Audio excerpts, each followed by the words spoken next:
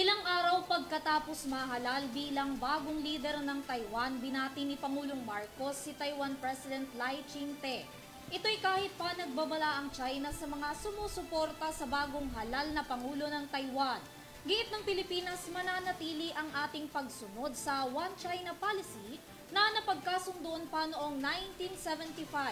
Para sa kabuuan ng balitang yan, narito si Alvin Pelobelio.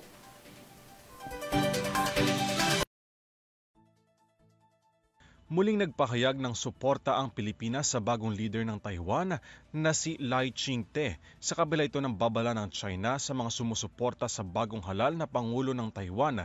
Sa isang pahayag, sinabi ng Department of Foreign Affairs ng Pilipinas ang muling pagpapatibay sa kung ano ang nakasaad sa joint communique na nilagdaan ni na dating Pangulong Ferdinand E. Marcos Sr. at People's Republic of China Premier Zhou Enlai noong June 9, 1979. Ayon sa DFA, nagkasundo ang gobyerno ng dalawang bansa na resolbahin ang lahat ng isyu sa mapayapang paraan nang hindi gumagamit ng anumang uri ng pagbabanta ng dahas.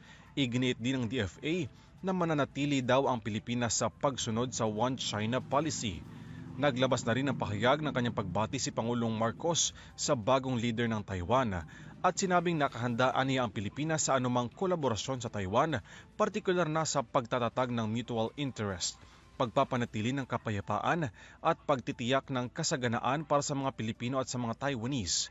Una nang nagpahayag ang Chinese Foreign Ministry na kinokondena nila ang mga bansang nagpapahayag ng suporta sa leader ng Taiwan. Sabi pa ng Internal Affairs ng Beijing, ang Taiwan ay bahagi raw ng China.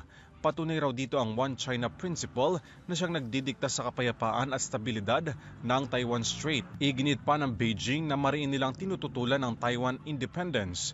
Mayroong halos 200,000 mga Pilipino ang nasa Taiwan na patuloy na pinapangalagaan ng gobyerno ng naturang bansa. Para sa EuroTV News, Alvin Pelobelio, sumasaludo sa bawat Pilipino.